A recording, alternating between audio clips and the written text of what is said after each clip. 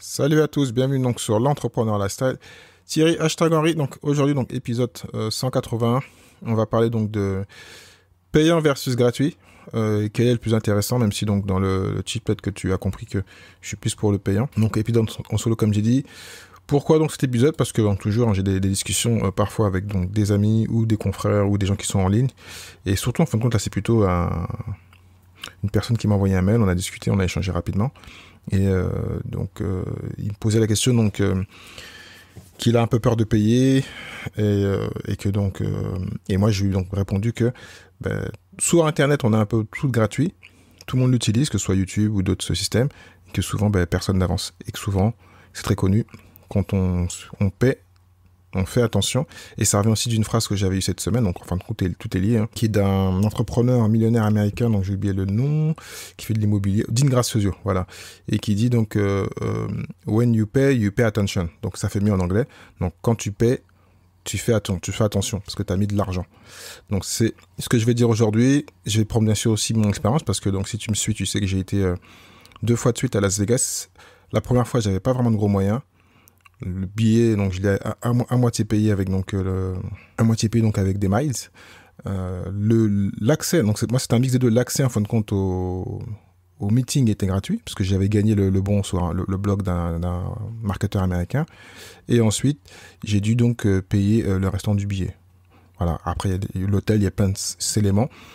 Si tu as suivi donc un interview que m'a fait Paco sur moi et d'autres personnes, donc j'ai un peu détaillé que c'était des périodes assez difficiles, mais j'ai appris tout autant que le contenu que j'ai eu gratuit. Donc voilà.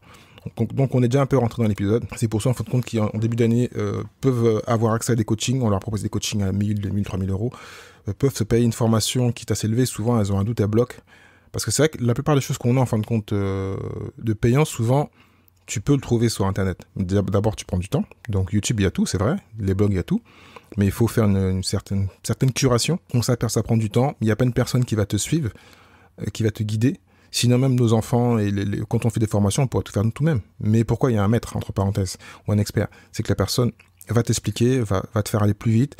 Tu vas pouvoir lui poser des questions et un ensemble de choses. Donc, c'est l'avantage donc, de payer. Et aussi le fait de payer, c'est ce que je disais un peu au début, hein. C'est pour ça que ce sera un épisode très simple, très court. Le fait de payer va faire que tu vas en fin de compte faire vraiment attention, prendre des notes et te dire que c'est vraiment voilà, tu veux avoir un retour sur investissement. Donc quel que soit le montant, et en fin de compte c'est pire encore ça.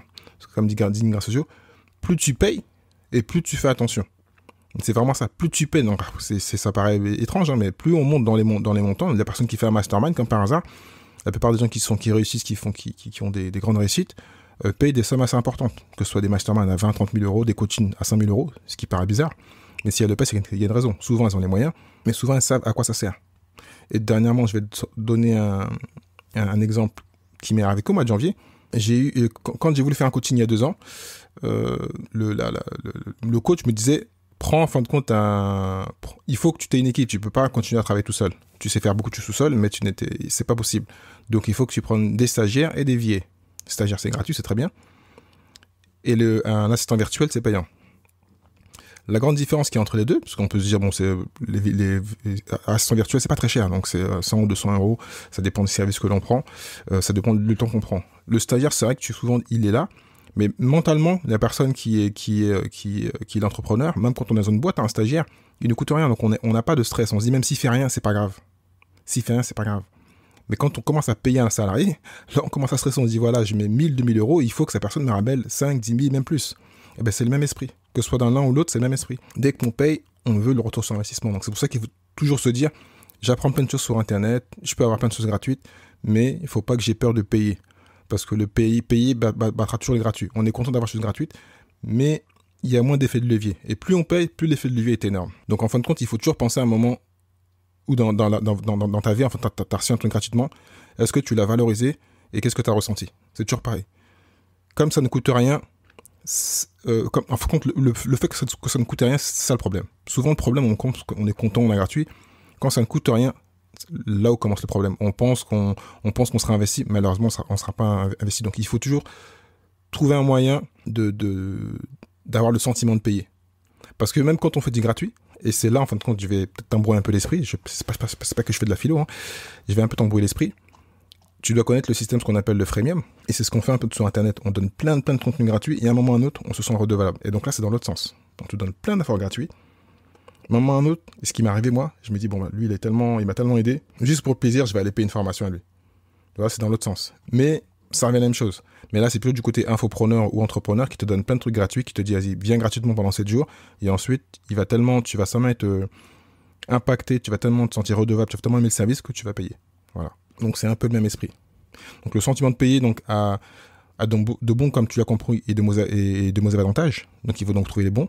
Donc, il faut se concentrer sur ce qui est positif, ce qui va te rendre positif, ce qui va te motiver, donc ce qui va te donner des émotions, et te permettre de dire, voilà, je paye, ça ne me dérange pas.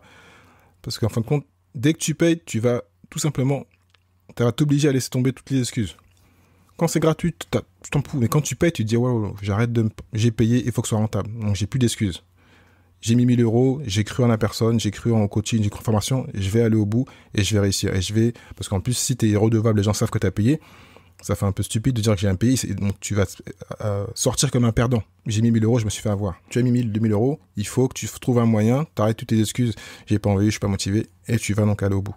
Donc ça, c'est vraiment un exemple très simple. Et je l'ai dit, plus tu payes, mieux c'est. Et donc quand tu payes, souvent, bah, tu apprécies ce que tu as payé. Bien sûr, le but, c'est pas de surpayer. Hein. Il faut bien sûr faire ses calculs. Faut être assez futé de ce côté-là. Et en fin de compte, tu as aussi, comme je disais, donc tout à l'heure, je te parlais du freemium, donc c'est ce qu'on appelle la dette invisible. Hein. Donc, envers la personne qui t'offre. Donc il faut juste faire attention, même quand des choses semblent gratuites, elles ne le sont pas. À un moment donné, il faut payer. Donc c'est pas gênant de prendre plein de gratuits.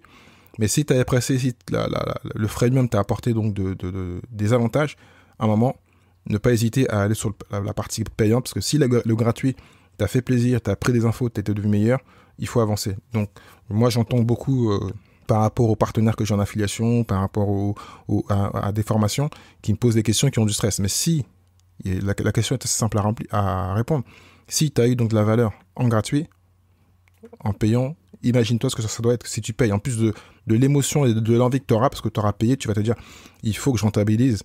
Donc automatiquement, donc, ce sera puissance 10, parce que souvent avec le gratuit, certains arrivent à faire des chiffres énormes, à avancer, parce qu'ils sont plus futés, et d'autres ont un petit bout d'avancée, ils font quelques euros, ils se sentent meilleurs, mais ils vont pas plus loin, parce qu'ils se bloquent à cause de l'argent. Donc il faut retirer le problème de l'argent et prendre le côté sentimental, émotionnel. Tu as investi, donc tu veux le retour sur investissement. Donc voilà. C'était donc un petit épisode, comme tu peux le voir. Donc si tu veux, donc je le répète, hein, si tu veux vraiment avoir une meilleure partie, donc de ton expérience, donc faut pas avoir peur donc de payer. C'est comme ça en fin de compte tu vas avoir, comme tu dis, un vrai effet de levier, et tu vas donc te concentrer, tu vas donc vraiment mettre toute ton énergie donc à réussir. Et ensuite, quand tu auras compris le système qu'il faut donc payer pour les plus belles choses en général, bah, tu n'auras pas peur de mettre des montants plus importants, 5 000, 10 000 pour tes formations et pour ta réussite. Merci à toi donc pour ce court épisode. Donc n'hésite pas à partager, à commenter cet épisode, à me donner donc des expériences où toi tu as eu donc tu as pris beaucoup de gratuits, tu étais content, mais tu as été bloqué du jour où tu as pris une formation, où tu as investi en toi, simplement. C'est vraiment ça, tu as investi en toi, tu as vu donc une évolution et tu as pu avancer donc dans tes projets. Donc merci à toi encore, et puis je te dis au prochain épisode. Ciao, ciao.